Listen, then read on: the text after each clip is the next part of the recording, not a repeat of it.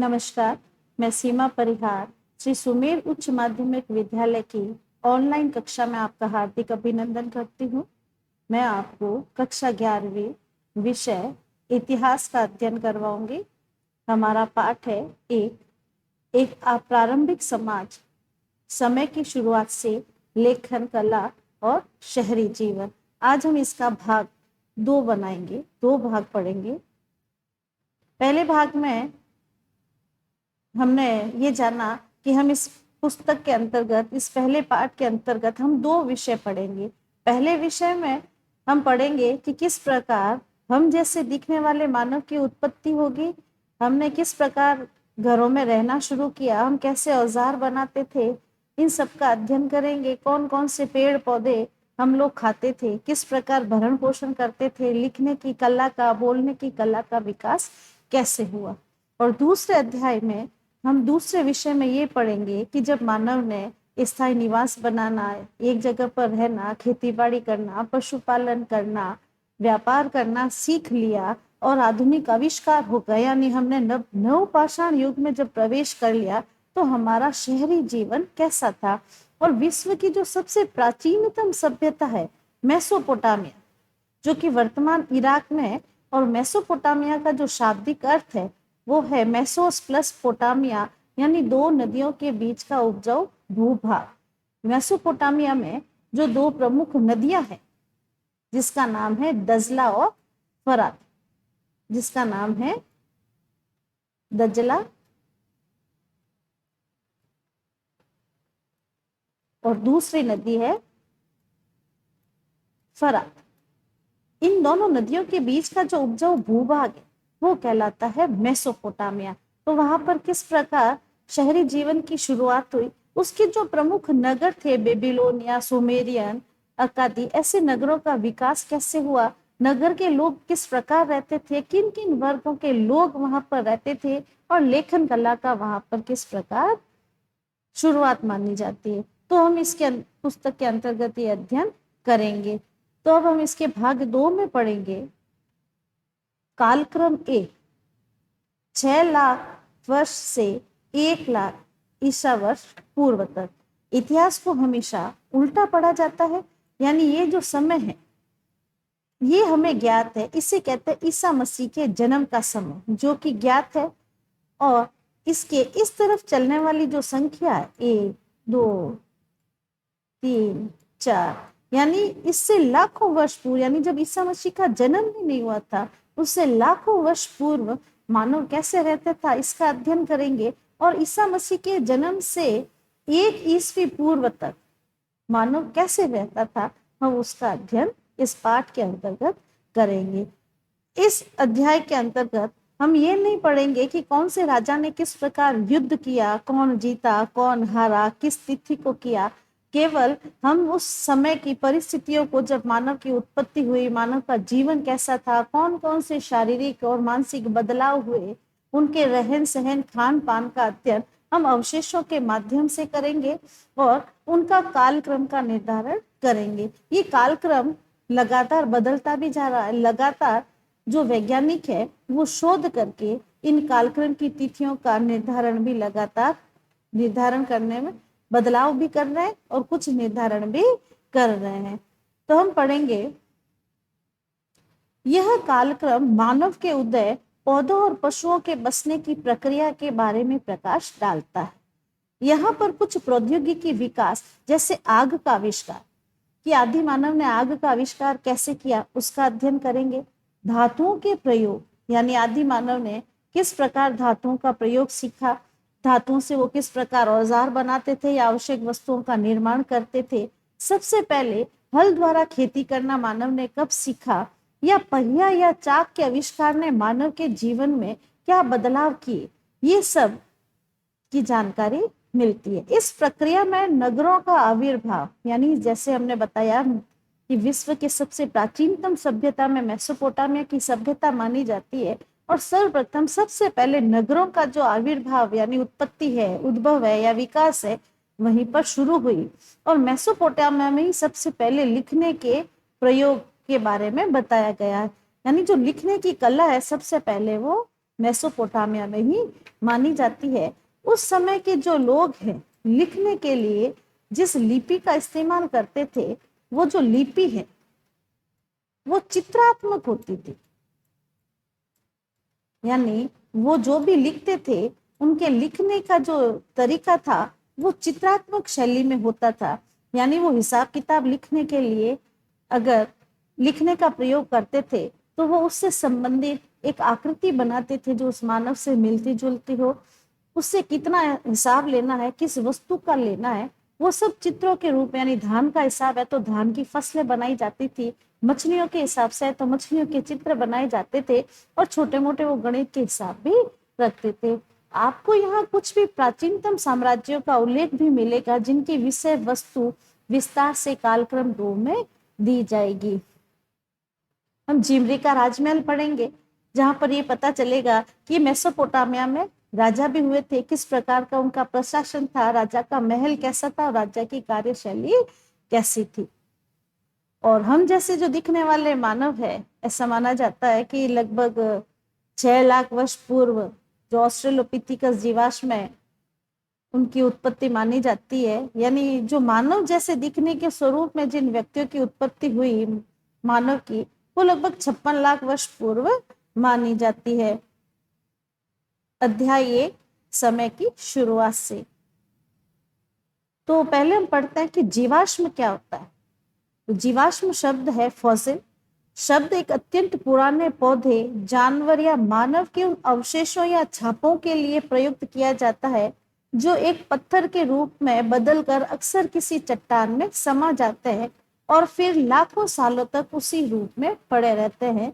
कहने का अर्थ यह है कि जीवाश्म, हम इस अध्याय के अंतर्गत पढ़ेंगे, जीवाश्म की खोज की गई। तो जीवाश्म, जब भी कोई पेड़ पौधा वस्तु जीव मर जाता है तो वो पत्थरों के नीचे दबकर धीरे धीरे उनके स्वरूप में परिवर्तन आ जाता है और वो वस्तुएं, वो अवशेष पत्थर के रूप में उस पत्थर के साथ ही समा जाती है। तो उससे अपन कहते हैं जीवाश्म। और दूसरा शब्द है प्रजाति या स्पीसीज, जो जीवों का एक समूह जिसके नर और मादा मिलकर बच्चे पैदा करते हैं और उनके भी बच्चे आगे चलकर अपनी संतान उत्पन्न करने में समर्थ होते हैं।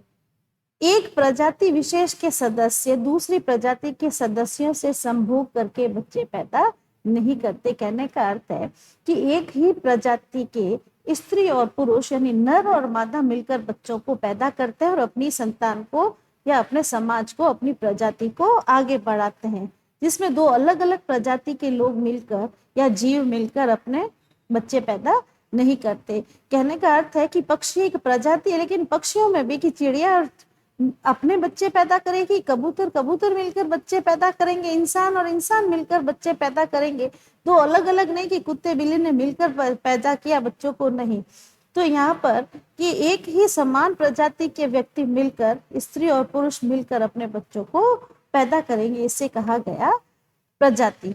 ये इंपॉर्टेंट है, प्रश्न आता भी है कि जीवाश्म या प्रजाति किसे कहते हैं। तो जीवाश्म एक बार फिर से कि जब भी कोई वस्तु जीवित थी जिसमें जीव था, जैसे पेड़ पौधे, जानवर या मानव, जो जिनकी मृत्यु हो गई और वो उनके जो अवशेष है वो पत्थर के साथ धीरे धीरे पत्थर के स्वरूप में बदल जाते हैं, पत्थर में समा जाते हैं या चट्टान का रूप धारण कर लेते हैं, तो उसे कहते हैं जीवाश्म। और प्रजाति यानी एक ही जाति के नर और मादा मिलकर बच्चे पैदा करते हैं, उसे कहेंगे हम प्रजाति। इस अध्याय में इस बात की चर्चा की गई है कि मानव कब और किस रूप में सर्वप्रथम अस्तित्व में आया। ये इंपॉर्टेंट है कि ऐसा समझा जाता है कि कदाचित 56 लाख वर्ष पहले पृथ्वी पर ऐसे प्राणियों का प्रादुर्भाव हुआ जिन्हें हम मानव कह सकते हैं। यानी मानव जिसे अपन कहते हैं, हमारे जैसे दिखने वाले जो लोग हैं, उनका 4 से लगभग 56 लाख वर्ष पूर्व उत्पत्ति हुई होगी। इसके बाद आदि मानव के कई रूप बदले और कालांतर में लुप्त हो गए। यानी 56 लाख वर्ष पहले जब मानव जैसे दिखने वाले स्वरूप में इंसान पैदा हुए या उनमें बदलाव आए, उसके बाद जिन लोगों ने इन बदलावों के साथ जीना सीख लिया, वो जो जीव थे प्रजाति थी वो तो सफर करके आगे आ गई और आधुनिक मानव का रूप ले लिया, लेकिन जो इन बदलावों को सहन नहीं कर सका या आगे जीने में इस्तेमाल नहीं कर पाए, वो प्रजातियां धीरे धीरे लुप्त हो गई। आज हम जिस मानव को देखते हैं, जिसे हम आधुनिक मानव कहते हैं, वैसे लोग लगभग 1,60,000 साल पहले पैदा हुए थे और लगभग 8,000 ईसा पूर्व तक मानव के इस लंबे अरसे के दौरान, यानी 1,60,000 पहले, 60,000 साल पहले ऐसे लोग जिसे हम आधुनिक मानव कहते हैं, जो वास्तविक स्वरूप में आज दिखने वाले मानव की है उत्पत्ति हुई। और लगभग 8,000 साल पहले तक ये जो मानव है वो लोग कैसे जीते थे? ऐसा जानकारी मिलती है कि ये दूसरों द्वारा मारे गए, यानी कोई जो बड़े जानवर है वो छोटे जानवरों को मारते थे, या अपनी मौत जो खुद जानवर मर जाते थे, उन प्राणियों के शरीर से मांस खाकर निकालकर वो लोग जीते थे, खाते थे। इसी तरह जीवन यापन करने का तरीका था। समय है 1,60,000 से 8,000 ईसा पूर्व तक मानव का जीवन दूसरों पर ही निर्भर था, यानी अपमार्जक ज्यादातर वो निर्भर रहते थे। जानवरों का शिकार करके अथवा पेड़ पौधों से कंद मूल फल बीज बटोर कर अपना पेट भरते थे। धीरे धीरे उन्होंने पत्थरों से औजार बनाना और आपस में बातचीत करना भी सीख लिया। और ऐसा माना जाता है कि ये जो आधुनिक मानव है, जब इसने बोलने की शुरुआत की होगी तो केवल कुछ उच्चारित ध्वनियां होगी जिसके माध्यम से वो लोग अपनी बातचीत करते थे, या हाव भाव के माध्यम से अपनी बातें करते थे। संप्रेषण का माध्यम कुछ उच्चारित ध्वनियां या भाव भंगिमाएं रही होगी। हालांकि आगे चलकर आदमी ने भोजन जुटाने के कई और तरीके अपना लिए। पहले तो वो अपमार्जक पर, यानी जो दूसरे प्राणी हैं वो मार देते थे तो आपस में लड़ झगड़ कर दूसरे जानवरों को खा लेते। बड़े शिकारी छोटे को शिकार करते, उनको छीन कर खा लेते, या बचे हुए को खा लेते थे, या छोटा मोटा खुद शिकार करते थे। लेकिन जैसे जैसे बदलाव हुआ, आदि मानव ने अपने आवश्यकता अनुसार औजार बनाना भी सीख लिया, बात करना भी सीख लिया, और भोजन जुटाने के और तरीके भी, कि किस प्रकार शिकार किया जा सकता है, शिकार की योजना करना, और पेड़ पौधों और जीवन जंगल पर किस प्रकार निर्भर रहा जा सकता है। आदि मानव ने ये सब कुछ सीख लिया। शिकार और संग्रह करने, इधर से उधर से खाने की चीजें तलाशने और बटोरने का तरीका भी चलता रहा, लेकिन उन्होंने पुराने तरीकों को नहीं छोड़ा। आज भी दुनिया के कुछ भागों में शिकारी संग्राहक समाज है जो शिकार और संग्रह से अपने भोजन की व्यवस्था करते हैं। आज भी विश्व में ऐसी बहुत सारी जनसंख्या निवास करती है जो जंगलों में ही रहती है, पूरी तरह से शिकार पर और जंगल से प्राप्त होने वाली वस्तुओं पर अपना जीवन यापन करती है। भारत में भी अंडमान निकोबार जैसे द्वीप समूह, दमन दीव जैसे द्वीप समूह है जहाँ पर जनसंख्या ऐसी निवास करती है जो जंगलों में ही रहती है।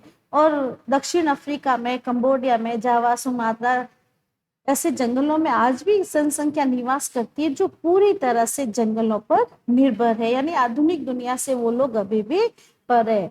इसलिए हम सोचने पर मजबूर होते हैं कि आज के शिकारी संग्राहक लोगों को, शिकारी संग्राहक का अर्थ है शिकार करके जीवन यापन करने वाले लोगों के जीवन शैली का अध्ययन करने से हमें अतीत के बारे में जानकारी मिल सकती है या नहीं। आज हमें आदि मानव के इतिहास की जानकारी मानव के जीवाश्म, पत्थर के औजारों और गुफाओं की चित्रकारियों की खोजों से मिलती है। हमें जो जानकारी है वो उनके द्वारा प्राप्त गुफाओं में, जगह जगह खुदाई में जो औजार मिले उनसे, और गुफाओं में जो चित्र मिले हैं उनसे पता चलता है कि आदि मानव का जीवन कैसा होगा। इनमें से प्रत्येक खोज का अपना एक इतिहास है। अक्सर ही जब ऐसी खोजें सर्वप्रथम की गई, अधिकांश विद्वानों ने यह मानने से इनकार किया कि ये जीवाश्म प्रारंभिक मानवों के हैं। जब इन जीवाश्मों की खोज की गई तो वैज्ञानिकों ने ऐसा माना ही नहीं, या मानने से इनकार कर दिया कि ये आधुनिक मानव हो सकते हैं। जब उनका अध्ययन किया गया, शोध किया गया, तो पता चला कि ये जो जीव है वो आधुनिक मानव के हैं, जो मानव स्वरूप में बदल रहे थे उन जीवों के हैं। उन्हें आदिकालीन मानव द्वारा पत्थर के औजार या रंग रोगन बनाए जाने की योग्यता के बारे में भी शक था। यानी जो गुफाओं में जो चित्र मिले जो आदि मानव के द्वारा बनाए गए थे, तो वैज्ञानिकों को ये शक था कि आदि मानव इतना होशियार या इतना बुद्धिमान कैसे हो सकता है कि वो पत्थर के औजार भी बना सकता था और रंगों के बारे में और चित्रकारी के बारे में भी जानता था। एक अरसे के बाद इन जीवाश्म औजार और चित्रकारियों के सच्चे महत्व को स्वीकार किया गया। मानव का विकास क्रमिक रूप से हुआ। क्रमिक रूप का मतलब है कि एक के बाद एक क्रम से हुआ। इस बात का साक्ष्य हमें मानव की उन प्रजातियों यानी स्पीसीज के अध्ययन से पता चलता है कि जीवाश्मों से मिलता है जो अब लुप्त हो चुकी है। धीरे धीरे जो मानव में बदलाव हुए तो जो पुरानी प्रजातियां थी वो धीरे धीरे इन बदलावों की वजह से लुप्त हो चुकी है। उनकी कुछ विशेषताओं या शारीरिक लक्षणों के आधार पर मानव को भिन्न भिन्न प्रजातियों में बांटा गया। यानी जो आदि मानव से आधुनिक मानव बनने की जो श्रृंखला थी या क्रमिक विकास है, उसमें कुछ कुछ बदलाव हर एक प्रजाति में अलग अलग थे। इसके आधार पर इन प्रजातियों को अलग अलग बांटा गया है। जीवाश्मों की तिथि का निर्धारण प्रत्यक्ष रासायनिक विश्लेषण द्वारा अथवा उन परतों या तल छट्टों के काल का परोक्ष रूप से अध्ययन करके किया जा सकता है। तो यहाँ पर एक प्रश्न बनता है कि जीवाश्मों के अध्ययन पद्धति क्या है। तो जीवाश्मों की तिथि का निर्धारण प्रत्यक्ष रासायनिक विश्लेषण द्वारा किया जाता है, जिसको अपन कार्बन 14 पद्धति भी कहते हैं। तो अपन कई बार ऐसा प्रश्न भी आता है कि कार्बन 14 की जीवाश्मों का अध्ययन किस पद्धति से किया जाता है। रासायनिक विश्लेषण है, इसे अपन बोलते हैं कार्बन 14। इस पद्धति के माध्यम से जो है वो जीवाश्मों का अध्ययन किया जाता है, जिनमें से दबे हुए पाए जाते हैं। जब एक बार जीवाश्मों की तिथि यानी काल का पता चल जाता है, तब मानव के विकास का क्रम निर्धारित करना कठिन नहीं होता। जिनसे वे दबे हुए पाए जाते हैं। एक बार जीवाश्म की तिथि यानी काल का पता चल जाता है, तब मानव विकास का क्रम निर्धारण करना कठिन नहीं रहता। यानी कार्बन 14 पद्धति के माध्यम से अध्ययन करके जब जीवाश्म की तिथि या समय का पता चल जाता है, तो उसकी तिथि का निर्धारण या काल का निर्धारण कि किस काल में ऐसा मनुष्य या जीव रहा होगा, उसका निर्धारण कर लिया जाता है। लगभग 200 वर्ष पहले सर्वप्रथम जब ऐसी खोजें की गई थी, तो अनेक विद्वान यह मानने को तैयार नहीं थे कि खुदाई में मिले जीवाश्म और पत्थर के औजार तथा चित्रकारियां जैसी अन्य चीजें वास्तव में मनुष्य के आदिकालीन रूपों से संबंध रखती है। विद्वानों की यह हिचकिचाहट आमतौर पर बाइबिल के ओल्ड टेस्टामाइंट, बाइबिल के दो भाग है, ओल्ड टेस्टामाइंट और न्यू टेस्टामाइंट में अभिव्यक्त इस धारणा पर आधारित थी कि परमेश्वर ने सृष्टि की रचना करते समय अन्य प्राणियों के साथ साथ मनुष्य को भी बनाया होगा। बाइबिल के दो भाग है, ओल्ड टेस्टामाइंट और न्यू टेस्टामाइंट। बाइबिल का जो भाग है ओल्ड टेस्टामाइंट, उसमें मनुष्य की उत्पत्ति और सृष्टि की रचना से संबंधित कई सारे तथ्यों को उजागर किया गया है। विद्वानों की ऐसी हिचकिचाहट को एक उदाहरण में देखिए। अगस्त 1856 में एक मजदूर जर्मनी के डसेल्डॉर्फ नगर के पास नियंडर घाटी में अवशेष मिले थे जर्मनी में। तो वहां पर जो अवशेष मिले उन्हें नियंडरलोथिस कहा जाता है। जिस जगह पर मिले उन्हीं के नाम से उनके अवशेषों को पुकारा जाता है।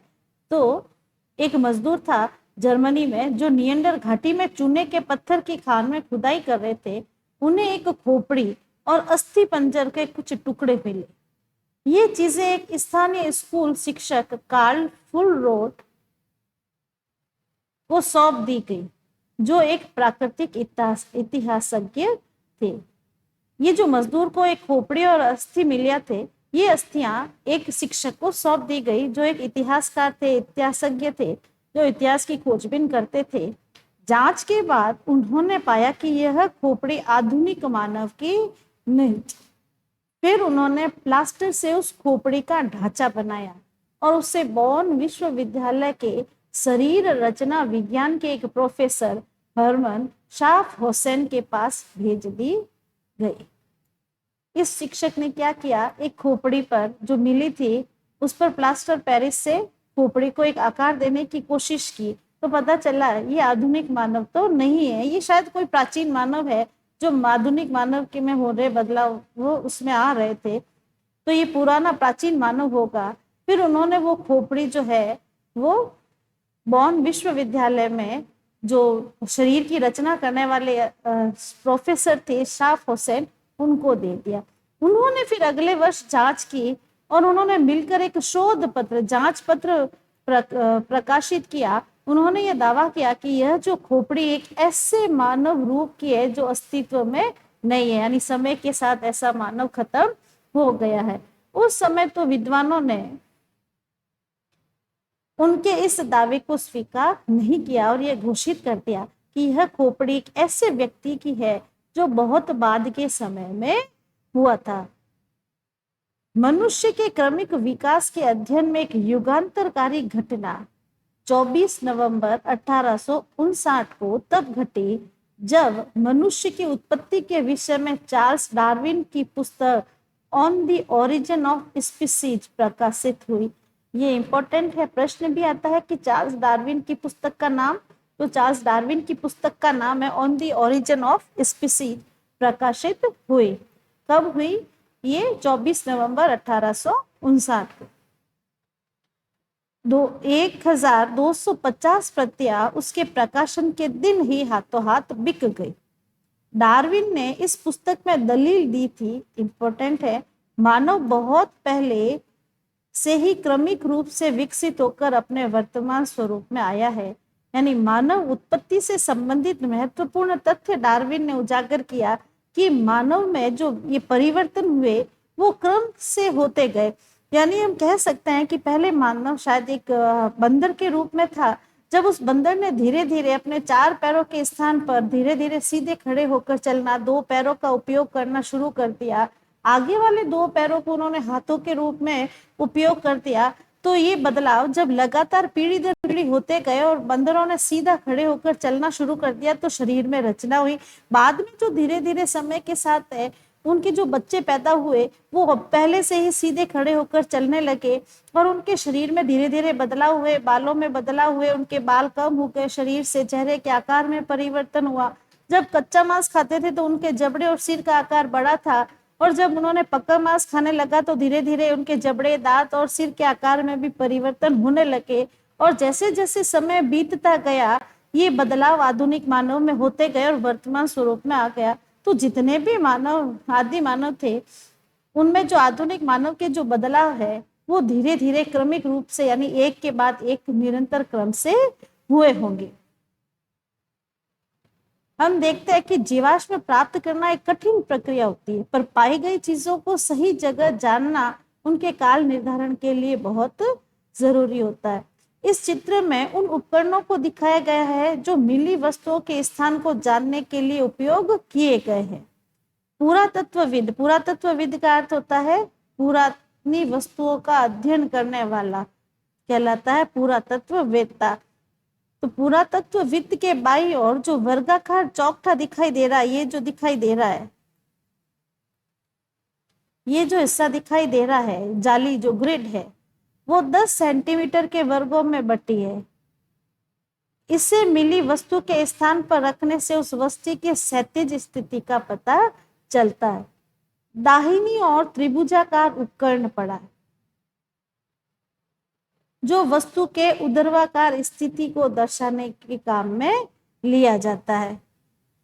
ऊपर दिखाए गए चित्र में जीवाश्म के एक टुकड़े को उसे चारों ओर से घिरे पत्थर, चूना पत्थर से अलग कैसे किया जा रहा है। यानी जो जीवाश्म है वो जो पत्थर के साथ मिलकर पत्थर का रूप धारण कर लेता है, उसे पत्थर से अलग किया जा रहा है।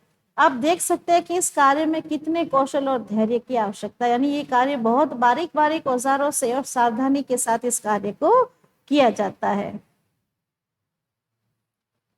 अधिकांश धर्मों में मानव प्राणियों की रचना के बारे में अनेक कहानियां कही गई है, पर अक्सर वे वैज्ञानिकों की खोजों से मेल नहीं खाती है। यानी सभी धर्म जो है उस समय पृथ्वी पर मौजूद है, आज भी वो धर्म अलग अलग मानव की उत्पत्ति के बारे में विचार रखते हैं, लेकिन उन विचारों को या उन बातों को अगर हम इतिहास क्रम से या कालक्रम से जोड़कर देखते हैं तो शायद ये दोनों मेल नहीं खाती। ऐसी कुछ धार्मिक कथाओं के बारे में पता चल लगाइए और उनकी तुलना इस अध्याय में चर्चित मानव के क्रमिक विकास इतिहास से कीजिए। आप उनके बीच क्या समानता और अंतर देखते हैं। निएंडर घाटी से जो मानव की खोपड़ी मिली थी, निएंडरथल मानव की खोपड़ी जर्मनी में मिली थी मजदूर को, ये वही खोपड़ी है। कुछ लोगों ने इस खोपड़ी को पुरातनता को स्वीकार नहीं किया। ये बताइए खोपड़ी तो किसी मूर्ख या जड़ बुद्धि प्राणी की है, क्योंकि हम जो आधुनिक मानव है हमारी खोपड़ी इतनी बड़ी नहीं है। तो शायद हो सकता है ये जो खोपड़ी है वो किसी मंद बुद्धि व्यक्ति की या मूर्ख व्यक्ति की हो सकती है। अब हम पढ़ेंगे मानव के क्रमिक विकास की कहानी। तो हम यहाँ पर 4 चित्र देख रहे हैं, 4 खोपड़ियां, चारों ही वानरों की है। तो जो ख नंबर खोपड़ी है पहली वानर की खोपड़ी है। ख नंबर की जो खोपड़ी है, ये वाली खोपड़ी जो है, ये खोपड़ी ऑस्ट्रेलोपिथिकस नामक प्रजाति की है। दूसरी घ की जो है ये होमो इरेक्टस की है। और जो तीसरी खोपड़ी है घ की आरक्टी, वो होमो सैम्पियस यानी मानव प्रजाति की है। तो हम 3 लोगों के बारे में पढ़ेंगे, 3 प्रजातियों के बारे में, ऑस्ट्रेलोपिथिकस, होमो इरेक्टस और होमो सैम्पियस। हम ये देखते हैं कि जब मानव बंदर के रूप में था तो उसके देखिए दांत बहुत बड़े थे, आगे से चेहरा भी उसका बहुत बड़ा था। उसकी जो खोपड़ी का ऊपर वाला भाग है वो भी ऊपर उठा हुआ था। जैसे जैसे बदलाव हुआ, मानव सीखता गया, उसकी खोपड़ी में कुछ कुछ बदलाव होने लगे। अब ये दांत, जो तीखे दांत है, ये पहले मांस को चीरने में काम आते थे, मांस को टुकड़े करने में काम आता था। धीरे धीरे उनमें बदलाव आने लगा, वो सीखने लगे, सूंघने की क्षमता आने लगी। तो बुद्धि जैसे जैसे आती गई, खोपड़ी का ये भाग नीचे होता गया और चेहरे में थोड़े से बदलाव उनके आने लगे। अब ये जो दांत है, जो तीकोने की जगह चपटे होने शुरू हो गए। फिर मानव में और बदलाव हुए, उनकी जो ऊपर का हिस्सा वो नीचे बैठता गया और बुद्धि का हिस्सा यानी जो पीछे का हिस्सा है, जिसे अपन बुद्धि कहते हैं, खोपड़ी कहते हैं, यहाँ की जो बुद्धि आती गई तो ये पीछे से लंबा चपटा यानी आकार में इसके परिवर्तन, पहले ऊपर से उठा हुआ था, बाद में पीछे की तरफ उठता गया। जब मानव ने पक्का मांस खाना शुरू कर दिया तो जबड़े का काम कम हो गया, क्योंकि कच्चा मांस मुश्किल से खाया जाता था। तो मांस को चीरने फाड़ने के लिए पक्के मजबूत दांतों का उपयोग लिया जाता था, दांत तिकोने होते थे।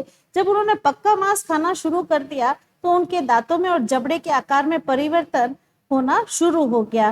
तो यहाँ हम देखते हैं कि ये हिस्सा ऊपर उठा हुआ था, धीरे धीरे जब सूंघने की प्रक्रिया और खाने के तरीकों में अंतर हुआ तो इसके भाग में अंतर होने लगा, जबड़ा थोड़ा अंदर की तरफ जाने लगा और खोपड़ी का भाग भी नीचे हो गया। तीसरे प्रजाति जिसको अपन होमो इरेक्टस, जो सीधे खड़े होकर चलने लगे, अपने शरीर के ज्यादातर भागों का इस्तेमाल हाथ और पैर के रूप में और बुद्धि के रूप में जब शरीर का इस्तेमाल करने लगे तो जबड़े के आकार में परिवर्तन हुआ। जबड़ा एक सामान्य आकार में आने लगा, क्योंकि अब मानव ने पक्का मांस खाना शुरू कर दिया और वो अपनी बुद्धि का उपयोग भी लेने लगा।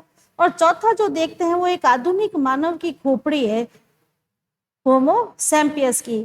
इसमें यह है कि हम जो वर्तमान मानव है वो मानव की बंदर की किस प्रजाति से बने हैं, हम होमो सैम्पियस यानी एक चिंतनशील प्राग मानव की प्रजाति है।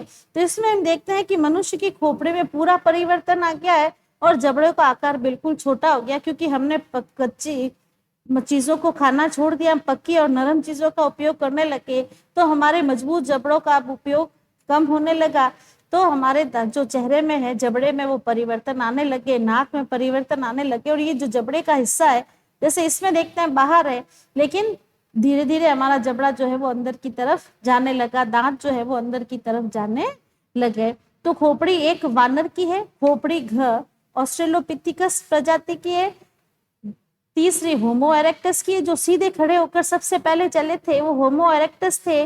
और घ नामक खोपड़ी होमो सैम्पियस की है, सीधे खड़े होकर चलना, सोचना, विचारना, पूर्व में सीखा गया ज्ञान काम में लेना, ये सब किस प्रजाति की विशेषता थी, होमो सैम्पियस की। और यही आगे जाकर प्राज्ञ मानव या चिंतनशील मानव के रूप में प्रसिद्ध हुआ। नामक प्रजाति की आज के मानव इसी प्रजाति के हैं। तो यहाँ प्रश्न बनता है आधुनिक मानव किस प्रजाति का है, तो होमो होमो की कौन सी प्रजाति, होमो सैम्पियस प्रजाति से वर्तमान मानव की उत्पत्ति मानी जाती है। इन खोपड़ियों में आप अधिक से अधिक जितनी समानता और अंतर देखते हैं उनकी सूची बनाइए। इस विषय हेतु आप सबसे पहले इन खोपड़ियों का मस्तिष्क, फूलों, जबड़ों और दांतों की भी भली भांति जांच कीजिए। आज की कक्षा का यही समापन होता है। धन्यवाद।